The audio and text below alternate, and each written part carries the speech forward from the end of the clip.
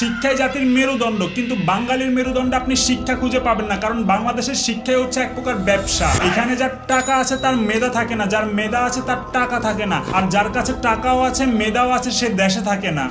তুমি ঠিক তো। আর এখান থেকে শুরু হয় যোগ্যতা নিয়ে কথা, যার জন্য শিক্ষার্থীরা শান্তিপূর্ণভাবে আন্দোলন করছে। সবকিছুই ঠিকঠাক চলছে, শুধুমাত্র প্রধানমন্ত্রীর একটি কথা, মুক্তিযোদ্ধাদের নাতিপুতিরাও পাবে না, তাহলে কি রাজাকারের নাতিপুতিরা পাবে? সিনারিও ঘুরে গেছে। এখন কোটা ভার্সেস মেধার জন্য দেশের সবাই হয়ে গেছে রাজাকার, আর মুক্তিযোদ্ধারা হয়ে গেছে জোকার। ছাত্র, আমি পড়ালেখা করব, আমি কেন কোটার আশায় থাকবো? আমি কেন টাকা দিয়ে প্রশ্ন কিনবো? কেন আমি রাজনীতি করব? আমি কেন আমার ভাই বোনকে পেটাবো?